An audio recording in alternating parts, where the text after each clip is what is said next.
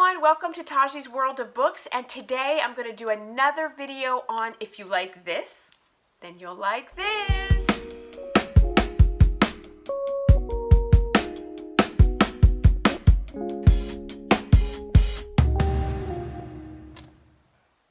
Hi you guys, thank you so much for joining me. So today I wanted to come in and do a quick video on book recommendations. If you like this book, then I think you're gonna like this book. And I might do it in two parts. We'll see how far I get and what I have to talk about.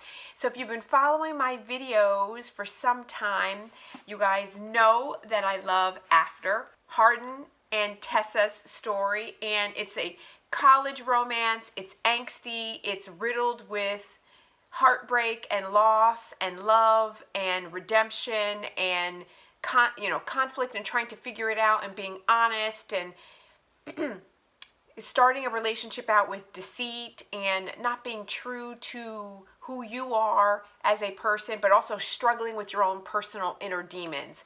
And so if you love this, and if this is a beloved series for you, then you will love this book, Thoughtless by S.E. Stevens.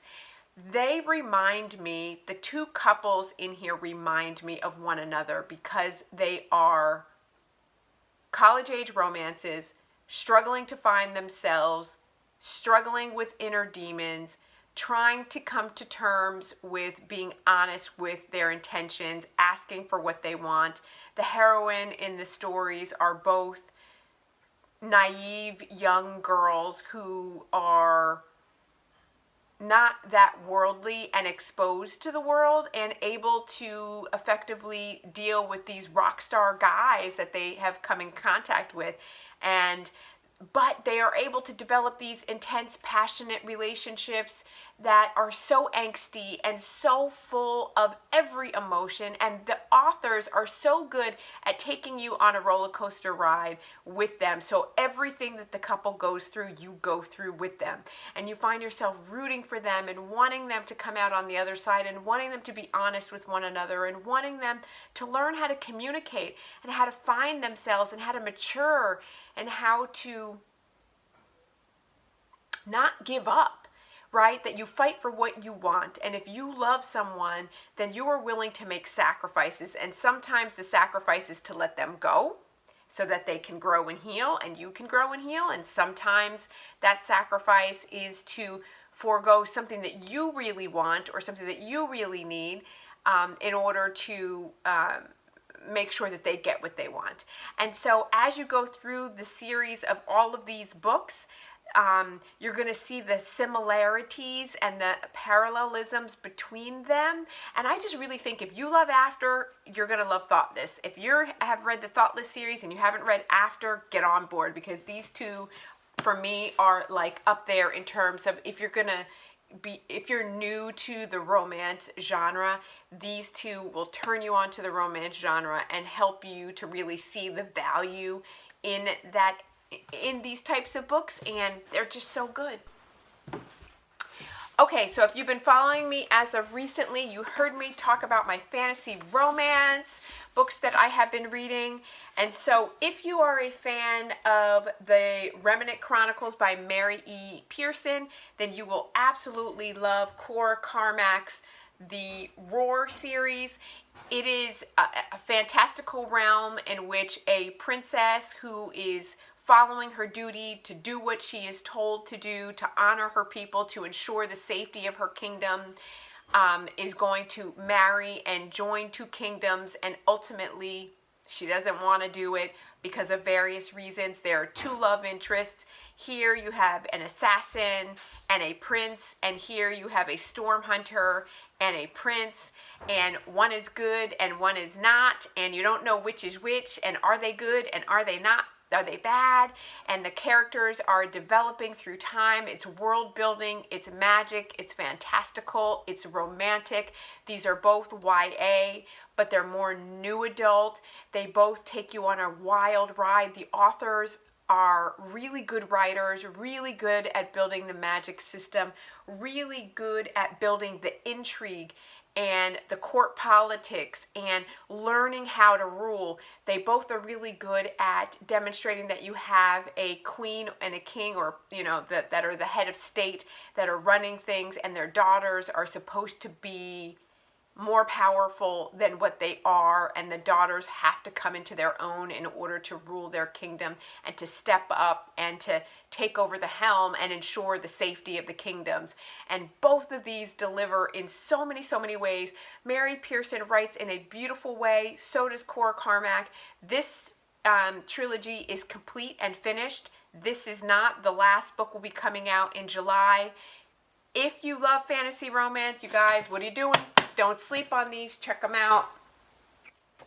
Okay, so I want to make sure there's something in there for everybody. So on to dark romance. It's my other area that I super love, is my dark romances. And so if you have not read something by Pam Godwin, you should. This is a student-teacher age gap dark romance in which there is trauma and neglect, and BDSM is used to heal that. And this is Kay Webster's Dirty Ugly Toy. And if you like books with BDSM, in which the BDSM is used to heal characters, if you like broken characters, dark heroes who are bad guys, but for a reason, and they're doing what they do for a reason, and they make dubious consent kind of choices, but at the same time, it's not really dubious consent, in that they are using the techniques to stretch and cause people to get out of their comfort zones. There is, you need to check out the trigger warnings. Both of these books have trigger warnings.